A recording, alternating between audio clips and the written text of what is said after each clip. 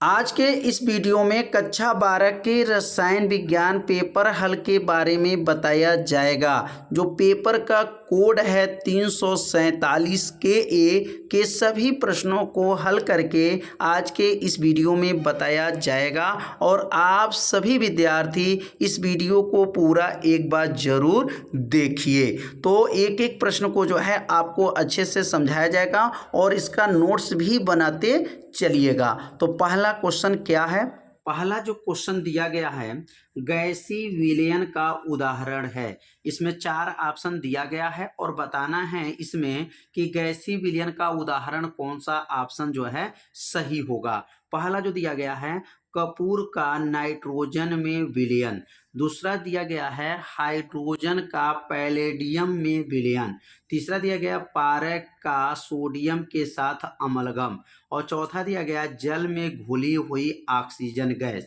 इसमें बताना है कि गैसी जो विलयन का उदाहरण कौन होगा। इसमें ए वाला ऑप्शन जो है सही हो जाएगा।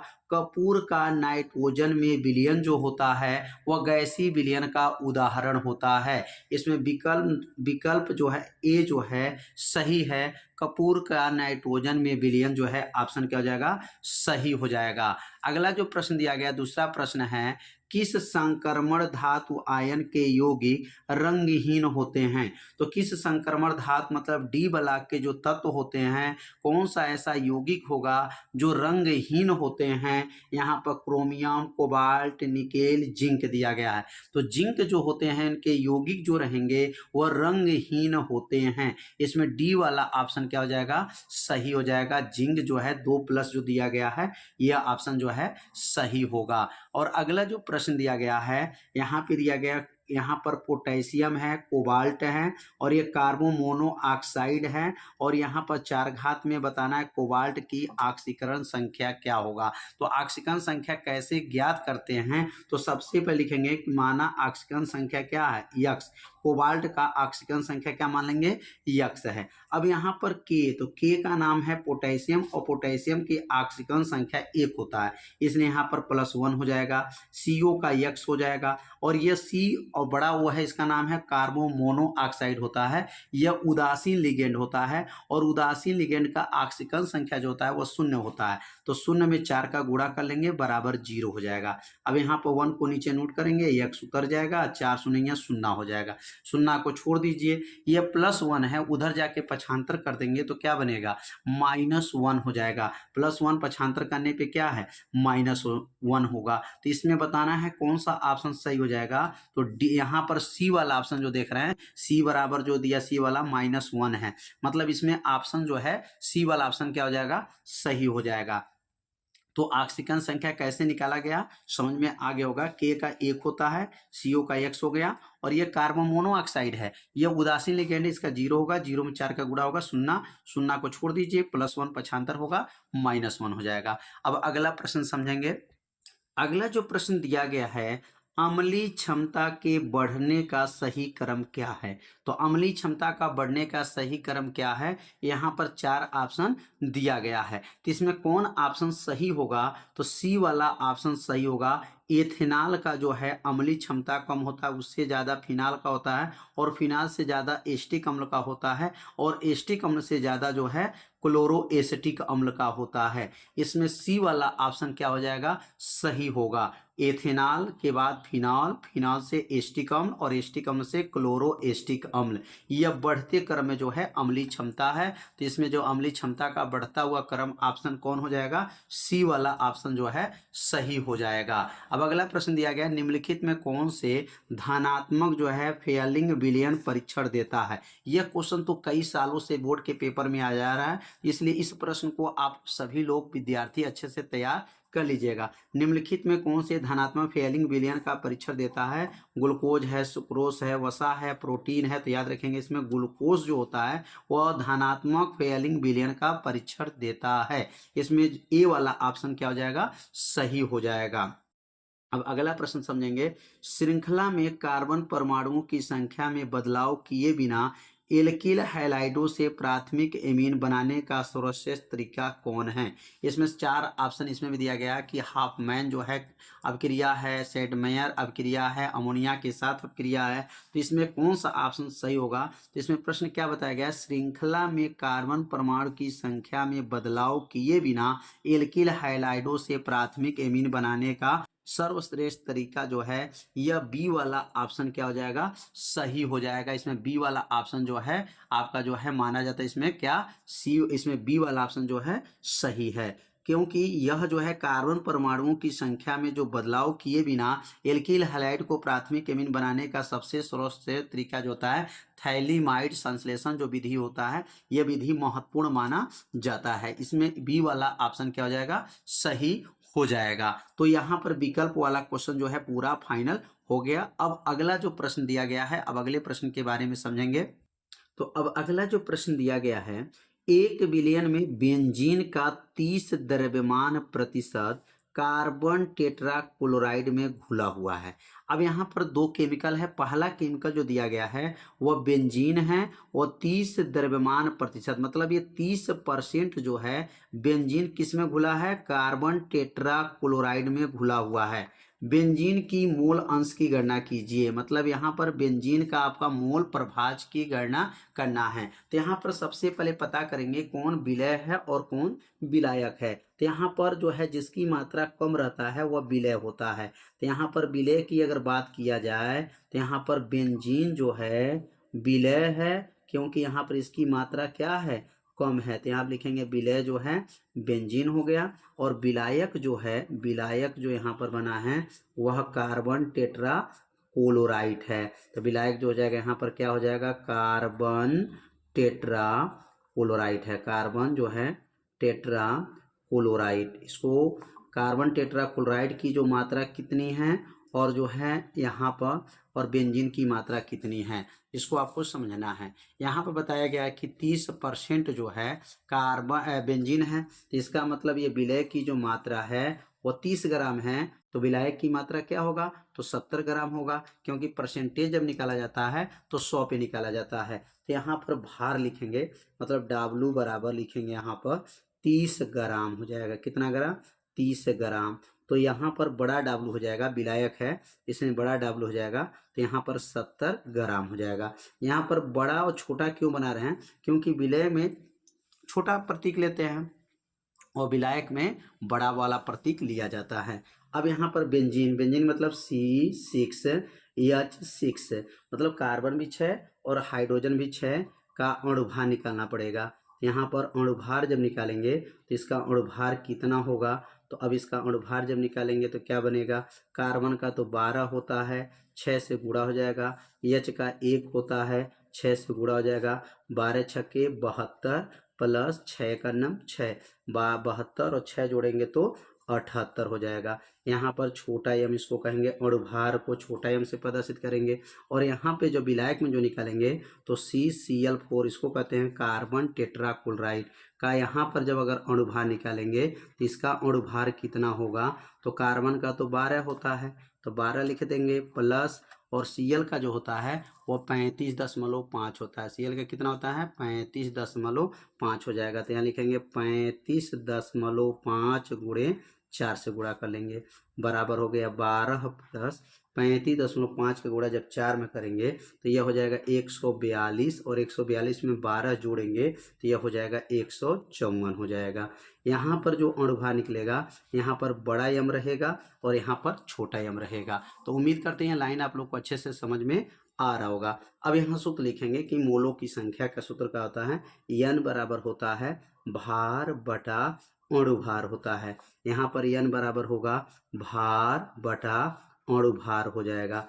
अब यहाँ पर भार कितना है? तो भार देखेंगे तो 30 ग्राम है और अणुभार जो है 78 है। तो यहाँ 30 भागा 78 हो जाएगा। और यहाँ पर जो होगा N बराबर 70 भागा 154 हो जाएगा। 70 भागा का हो जाएगा 154, क्योंकि यहाँ भार 70 है और अणुभार 154 है। अब यहाँ पर 78 से 30 में भाग कर देंगे, तो 78 में जब 30 से भाग करेंगे तो N बराबर कितना आ जाएगा? तो भाग देने पर 0.38 आ जाएगा। और यहाँ पर भाग करेंगे n बराबर 0.45 आ जाएगा। तो यहाँ पर छोटा n और बड़ा n का मान निकल गया। तो उम्मीद करते हैं ये विलय का जो है मोलों की संख्या और ये विलाय के मोलों की संख्या जो निकाला गया आप लोगों को अच्छे से समझ में आ गया होगा। अब यहाँ पर बेंजीन का आपका जो है मोल अंश निकालना है। तो बेंजीन का मतलब विलय का मोल अंश निकालना है। तो लिखेंगे आपका विलय का मोल अंश निकालेंगे। तो लिखेंगे यहाँ पर विलय का मोल अंश बराबर क्या सूत्र होगा। तो विलय का मोल अंश बराबर फार्मूला बनेगा, यहाँ पर विलय है मतलब n छोटा n हो जाएगा और नीचे छोटा n प्लस बड़ा n होता है। ये तो फार्मूला हो गया। अब इसमें मान को भर देंगे। अब यहाँ मान जब रखेंगे तो क्या बनेगा 0.38 छोटा n हो गया अब बटा और नीचे क्या बनेगा यहाँ पर 0.38 प्लस 0.45 हो जाएगा। अब इसमें भाग करेंगे क्या हो जाएगा 0.38 भागा। अब दोनों को जोड़ेंगे, दोनों को जोड़ लेंगे, जोड़ने पर कितना आएगा इसको लिख करके इसमें क्या करेंगे भाग करेंगे। तो 8 5 क्या हो जाएगा 8 5 13, 13 को 3 होगा, 4 3 7, 7 1 8 हो जाएगा, 0.0 हो गया। 8 5 13 को 3, 4 3 7 1 8 दोनों का दशमलव अगर बराबर है तो दशमलव को हटा सकते हैं। 38/83 हो जाएगा। 38 बटा क्या बनेगा 83 और 83 में जब 38 का भाग कर देंगे तो ये आ जाएगा 0.457। यही इसका क्या हो जाएगा आंसर हो जाएगा। ये किसका निकालना था विलय मतलब जो है बेंजीन का निकालना था। तो बेंजीन का ये मोल अंश जो निकाला गया आप लोगों को अच्छे से समझ में आ गया होगा। अब अगला जो प्रश्न दिया गया है वो राउल्ट का नियम को समझाइए। राउल्ट का क्या नियम है इसके बारे में पूछा गया है। तो लिखेंगे राउल्ट का नियम क्या है। लिखेंगे इस नियम के अनुसार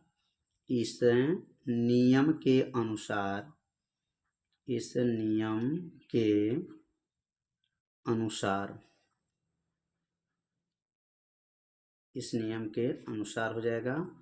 और इनका नियम क्या है तो वाष्प दाब का आपेक्षिक अवनमन, क्या कहेंगे यहाँ पर वाष्प दाब का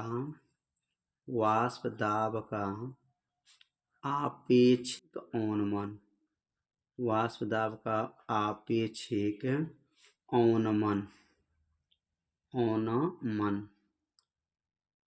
वाष्प दाब का आपेक्षिक अवनमन विलय के मूल प्रभाज के बराबर होता है। विलय के मूल प्रभाज के बराबर होता है। मूल प्रभाज के बराबर होता है। कितना आसान नियम है। क्या कहेंगे वाष्प दाब का आपेक्षिक अवनमन विलय के मूल प्रभाज के बराबर होता है। राउल्ट का नियम कहलाता है। राउल्ट का नियम कहते हैं। राउल्ट का क्या हो जाएगा नियम कहते हैं। राउल्ट का नियम कहते हैं। कितना आसान है।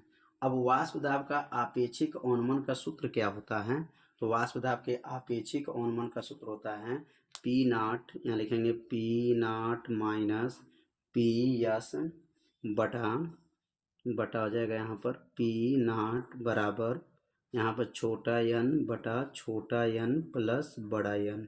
मतलब यह जो सूत्र है इसका नाम है वाष्प दाब का आपेक्षिक अवनमन, वाष्प दाब का आपेक्षिक अवनमन।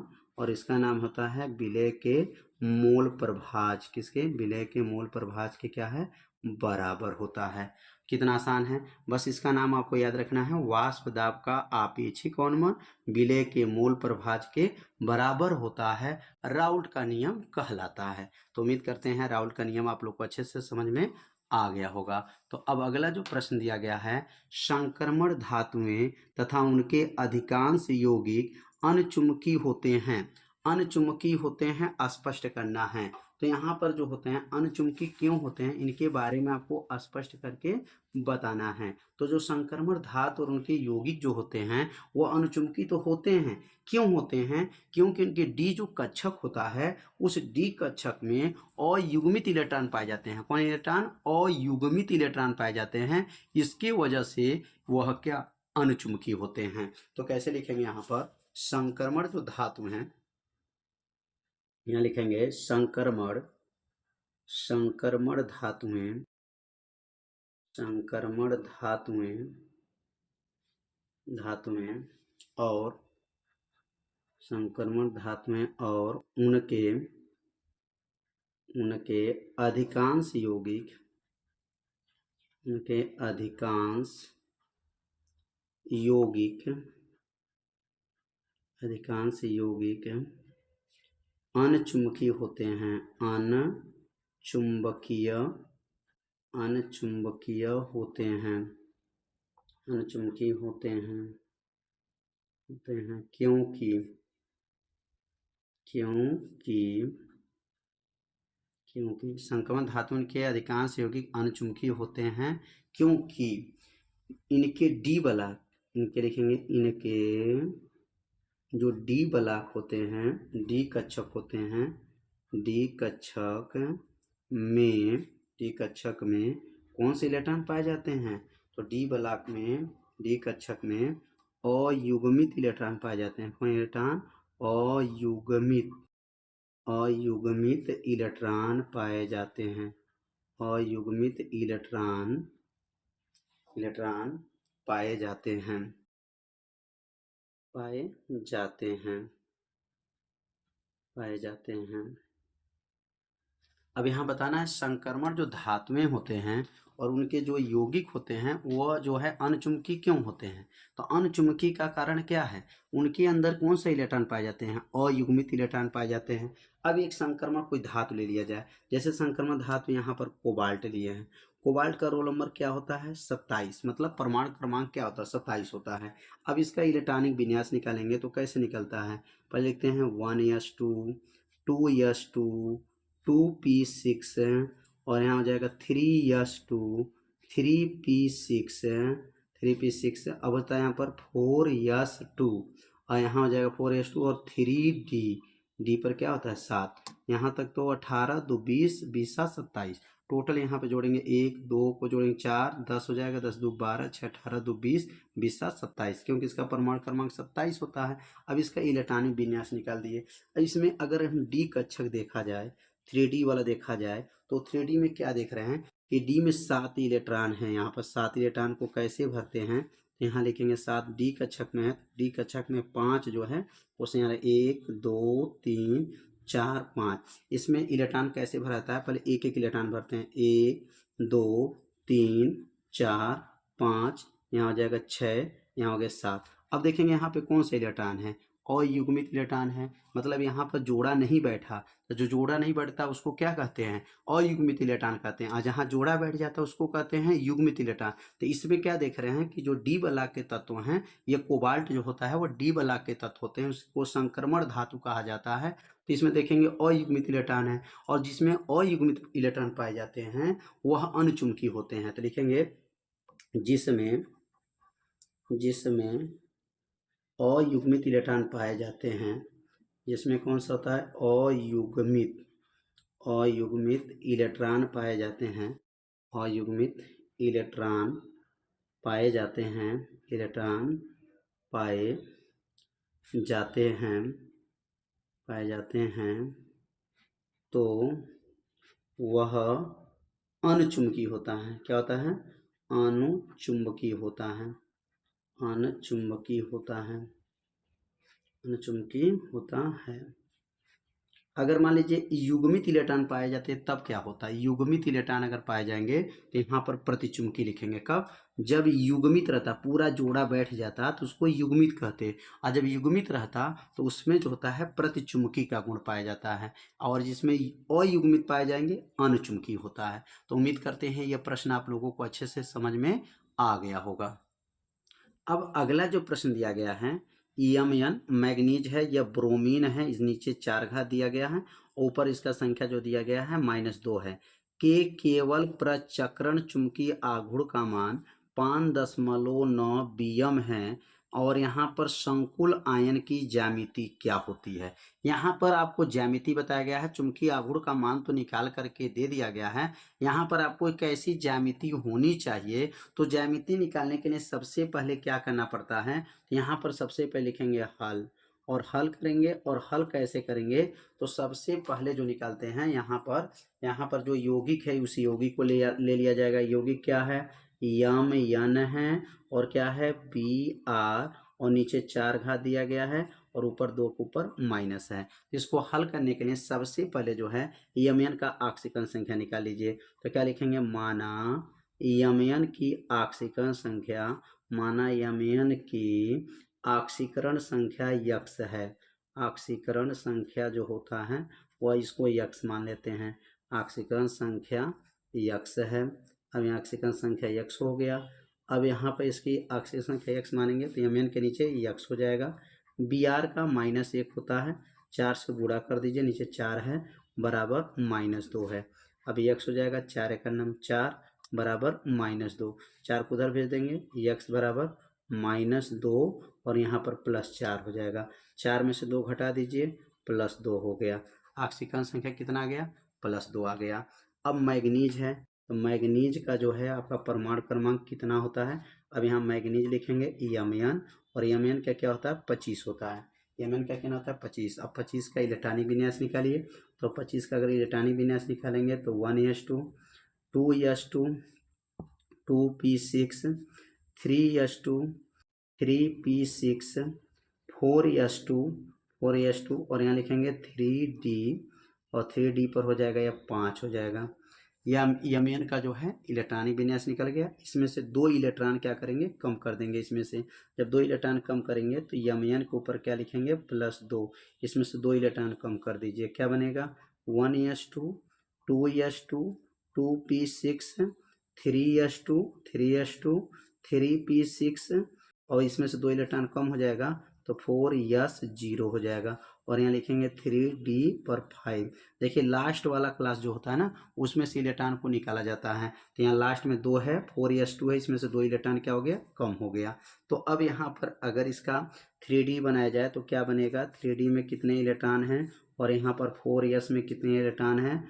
यहाँ लिखेंगे 3d 4s और यह हो जाता है 4p। यहाँ पर 1 2 3 4 5 हो जाएगा। इसमें 3 बॉक्स रहता है और इसमें इलेक्ट्रॉन भरेंगे। लास्ट में कितने इलेक्ट्रॉन है, 5 है। तो एक इलेक्ट्रॉन, 2 इलेक्ट्रॉन, 3 इलेक्ट्रॉन, 4 इलेक्ट्रॉन, एक 5 इलेक्ट्रॉन। और यहाँ पे तो खाली रहेगा, यहाँ रहेगा 3d और यह हो जाएगा 4s और यह हो जाता है 4p। अब इसमें जो ब्रोमीन है, ब्रोमीन कौन सा लिगेंड है, अब इस लिगेंड को पता कर लेंगे कि ब्रोमीन कौन सा लिगेंड है। अब नीचे लिखेंगे ब्रोमीन जो होता है Br एक जो है दुर्बल लिगेंड है। क्या है, दुर्बल लिगेंड है। अब जब दुर्बल लिगेंड होता है तो इलेक्ट्रॉन का युग्मन नहीं होता है, दुर्बल लिगेंड है। जब दुर्बल लिगेंड है तो इलेक्ट्रॉनों का युग्मन नहीं होता है। ये किसका नियम सब लागू हो रहा है, बीबीटी का नियम, मतलब संयोजकता आबंध सिद्धांत का नियम लागू हो रहा है। तो कहेंगे तो ये लिखेंगे यहाँ पर दुर्बल लिगेंड है तो इलेक्ट्रॉन का युग्मन नहीं होगा। जब ये इलेक्ट्रॉन का जोड़ा अब नहीं बैठेगा, युग्मन नहीं होगा, नहीं होता है। तो यहाँ पर लिखेंगे कि एक जब दुर्बल लिगेंड होता है तो इलेक्ट्रॉन का युग्मन नहीं होता है। अब यहाँ इलेक्ट्रॉन का युग्मन नहीं करेंगे। जब इलेक्ट्रॉन का युग्मन नहीं करेंगे तो क्या बनेगा यहाँ पर, अब तो लिखेंगे यहाँ पर 3d हो जाएगा, 3d और यहाँ पर 4s और यहाँ हो जाएगा 4p हो जाएगा। 1 2 3 4 5 इसमें हो जाएगा 1 2 3। ऊपर क्या रहेगा, यहाँ पर 3d रहेगा और यहाँ रहेगा 4s रहेगा और यहाँ लिखेंगे 4p रहेगा। हमारे पास जब इलेक्ट्रॉन का युग्मन नहीं होगा मतलब ये 5 इलेक्ट्रॉन रहेंगे, 1 2 3 4 5 इलेक्ट्रॉन हो गया। अब यहाँ पर जो है Br कितना है, तो Br देखिए यहाँ पर 4 हैं। Br यहाँ पर देख सकते हैं 4। अब Br 4 को भरने के लिए क्या करना पड़ेगा, एक Br के लिए तो इसमें भर देंगे, एक Br यहाँ हो जाएगा और एक Br यहाँ हो जाएगा और एक Br यहाँ पे हो जाएगा और एक Br यहाँ पे हो जाएगा। तो अब यहाँ पर अगर इसकी ज्यामिति बनाया जाए या संकरण बनाया जाए तो संकरण क्या बनेगा इसका, तो संकरण अगर बनाते हैं तो संकरण बनेगा यस, यस में एक बॉक्स है तो यस हो जाएगा, पी में कितने बॉक्स भरा है, तो 3 बॉक्स भरा है तो यस P3 हो जाएगा। और जब यस P3 होता है तो ज्यामिति कैसी होती है, तो इसमें ज्यामिति पूछा गया है तो ज्यामिति जो हो जाएगा चतुर्फलकी होगा। क्या होगा, चतुर्फलकी होता है। क्या हो जाएगा, चतुर्फलकी। तो चतुर्फलकीय, चतुष्फलकी बनता है तो लिखेंगे चतुर्फलकी है। तो उम्मीद करते हैं कि इसको जो है कैसे हल किया गया आप लोगों को अच्छे से समझ में आ गया होगा। यह बीबीटी के सिद्धांत पर लागू किया गया। सौजकता आबंध सिद्धांत जो नियम है, अगर यह सौजकता आबंध सिद्धांत आप नहीं जानते हैं तो मेरे प्लेलिस्ट वाले वीडियो जो है, केमिस्ट्री का प्लेलिस्ट वाला वीडियो है, उसमें जा करके अच्छे से पहले बीबीटी का सिद्धांत पढ़ लीजिए, तब जा करके ऐसे क्वेश्चन को हल करेंगे तो आपको अच्छे से समझ में आ जाएगा। तो इस भाग में प्रश्न नंबर 1 के सभी प्रश्न और प्रश्न नंबर 2 के सभी प्रश्न को हल करके बताया गया। तो उम्मीद करते हैं ये वीडियो आपके लिए बहुत ही अच्छा लगा होगा। तो इस वीडियो को आप लोग क्या करिए, लाइक कर दीजिए और चैनल पे यदि आप पहली बार आए होंगे तो चैनल को सब्सक्राइब जरूर कर लीजिए। तो मिलते हैं अब अगले भाग में, तब तक के लिए जय हिंद, जय भारत।